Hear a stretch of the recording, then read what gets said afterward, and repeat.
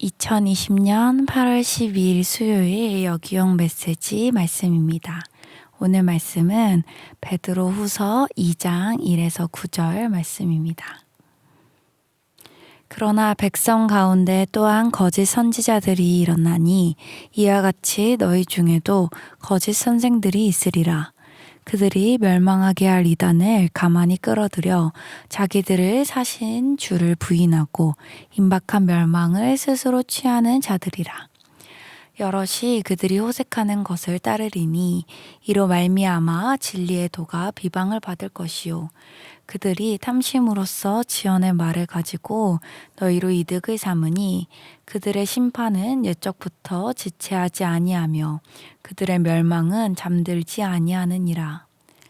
하나님이 범죄한 천사들을 용서하지 아니하시고 지옥에 던져 어두운 구덩이에 두어 심판 때까지 지키게 하셨으며 옛 세상을 용서하지 아니하시고 오직 의를 전파하는 노아와 그 7 식구를 보존하시고 경건하지 아니한 자들의 세상에 홍수를 내리셨으며 소돔과 고모라 성을 멸망하기로 정하여 죄가 되게 하사 후세에 경건하지 아니한 자들에게 본을 삼으셨으며 무법한 자들의 음란한 행실로 말미암아 고통당하는 의로운 롯을 건지셨나니 이는 이 의인이 그들 중에 거하여 날마다 저 불법한 행실을 보고 들으므로 그 의로운 심령이 상함이라.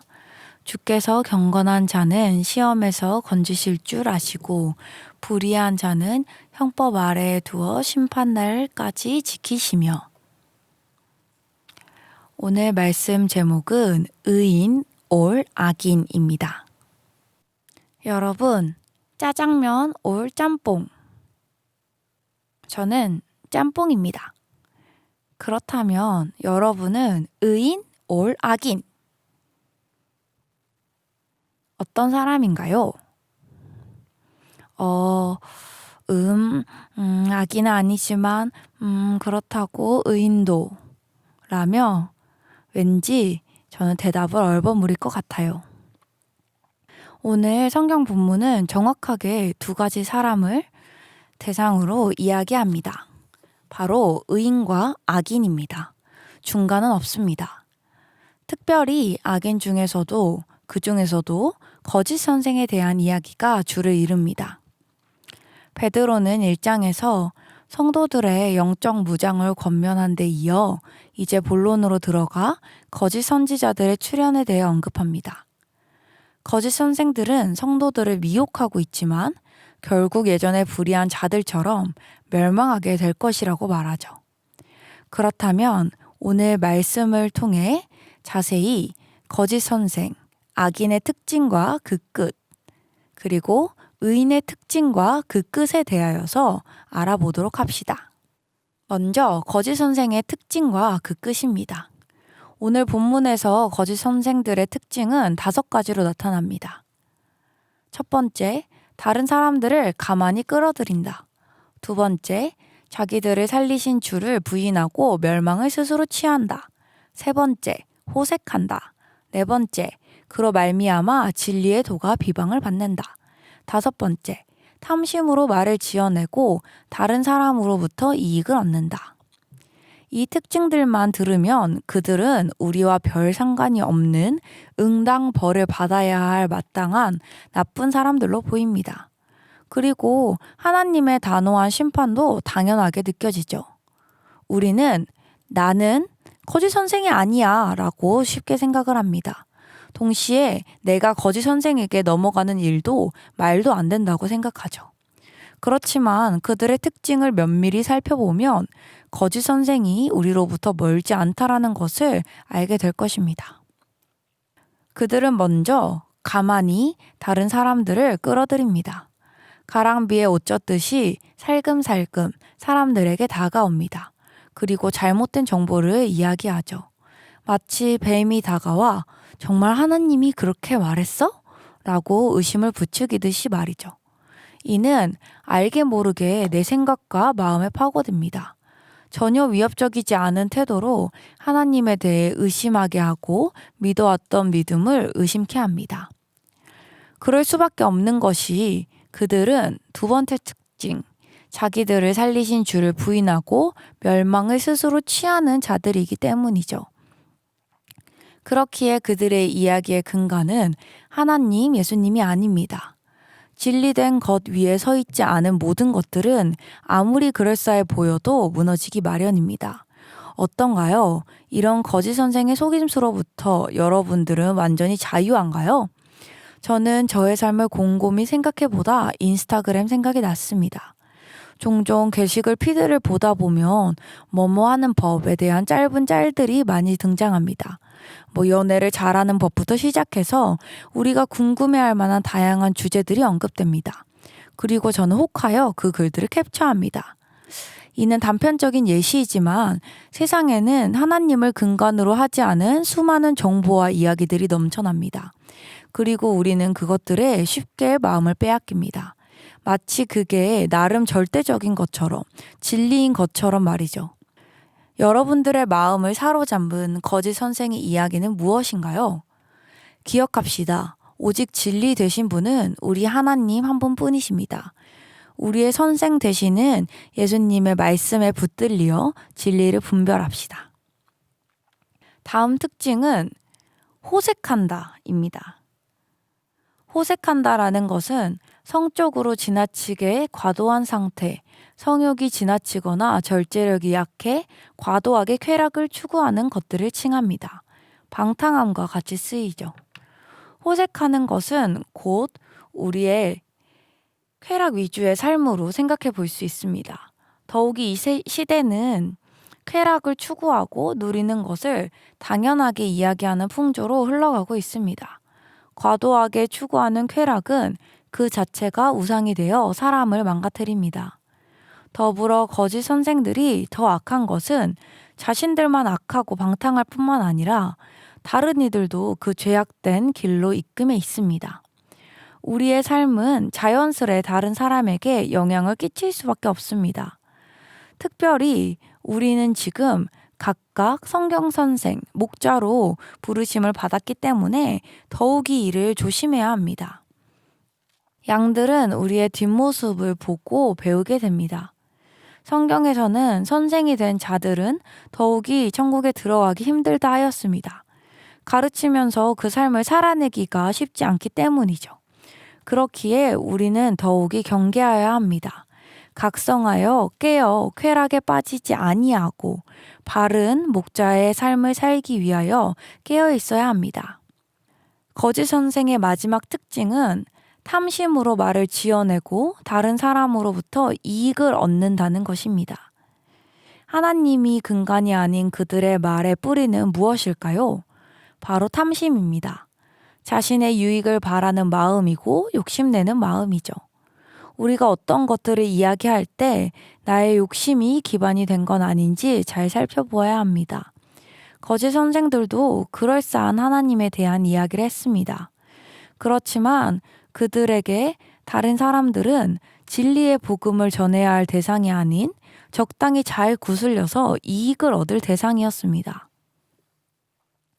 그렇기에 이야기는 겉으로 보기에는 휘황찬란하고 나름의 설득력도 있어 보이지만 생명을 살리는 힘은 절대 있을 수 없었습니다. 그들의 뿌리는 탐심이고 근간에는 하나님이 없었으니까요. 이러한 이들의 최후를 본문에서는 확실히 이야기합니다. 3절 그들의 심판은 옛적부터 지체하지 아니하며 그들의 멸망은 잠들지 아니하느니라. 베드로는 구약의 3가지 사건을 통해 이에 대해 더 자세히 가르쳐 주는데요. 하나님께서 범죄한 천사들을 어떻게 하셨는지, 노아 시대에 범죄한 세상을 어떻게 하셨는지, 소돔과 고모라 성을 어떻게 하셨는지에 대해 이야기합니다. 하나님은 범죄한 천사들을 지옥에 던져 어두운 구덩이에 두어 심판 때까지 지키게 하셨으며 불의한 세상에는 홍수를 내리셨고 소돔과 고모라를 재가 되게 하셨습니다.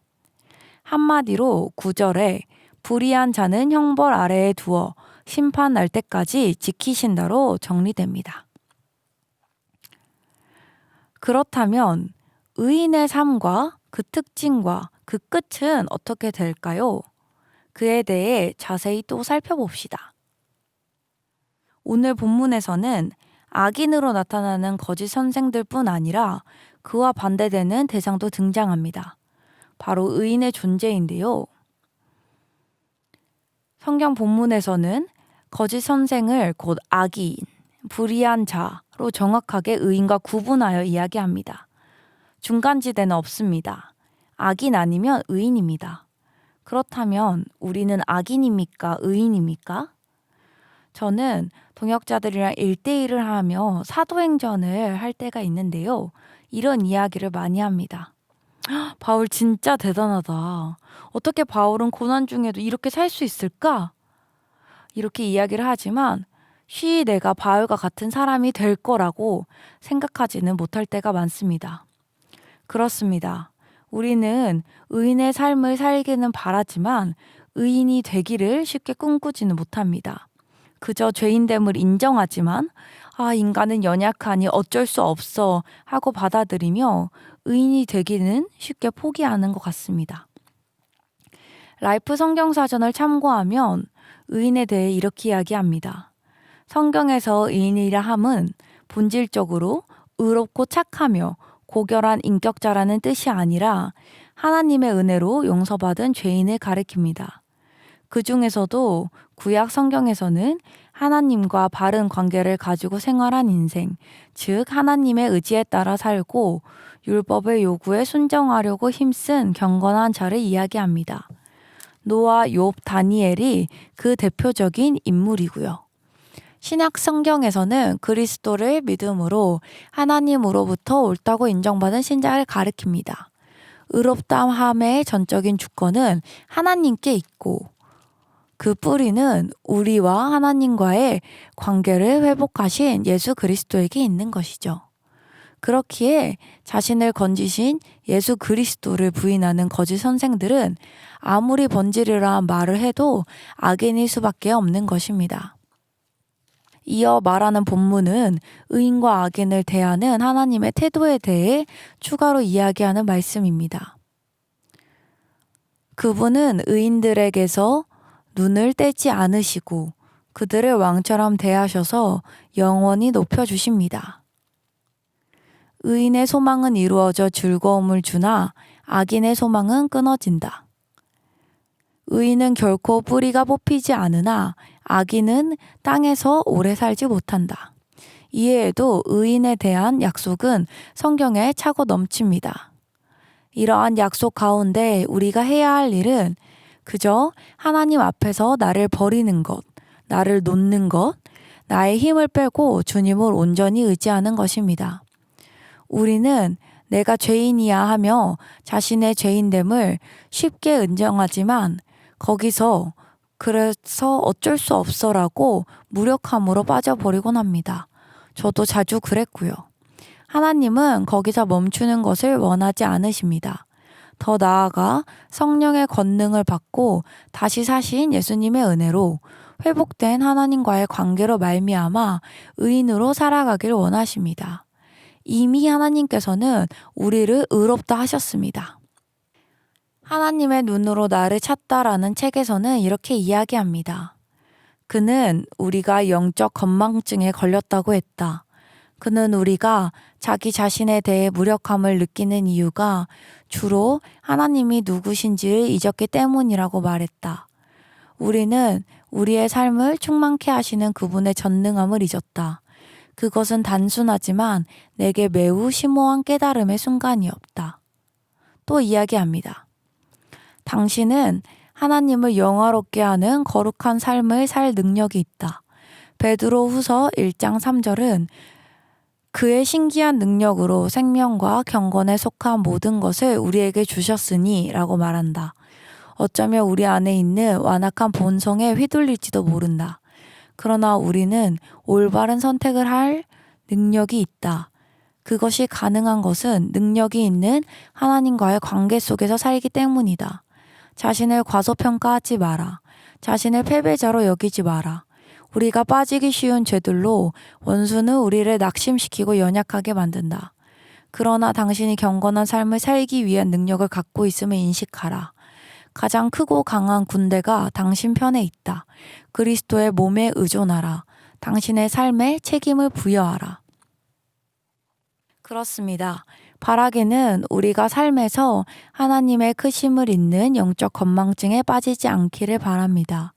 우리가 하는 여기용, 여름 수양회, 그리고 우리의 일상의 삶에서 주의 이름과 능력으로 말미암아 의인으로 살기를 결단합시다. 내가 죽고 예수로 사는 삶, 그 안에 참 자유와 능력이 있습니다. 말씀을 맺겠습니다. 우리는 오늘 말씀을 통하여 거짓 선생으로 대표되는 악인의 모습과 그 최후, 그리고 의인의 모습과 최후에 대하여서 알아보았습니다. 그것은 굉장히 상반되나 명확합니다. 악인은 패망하나 의인은 하나님께서 언제까지나 지키시고 이끄십니다. 우리가 의인으로 부름받은 자임을 깨달으며 이 삶에서 의인으로 살아갑시다. 그리하여 우리를 이끄시고 인도하시는 하나님께 영광의 노래를 올려드립시다. 이어 기도 제목으로 함께 기도하시겠습니다.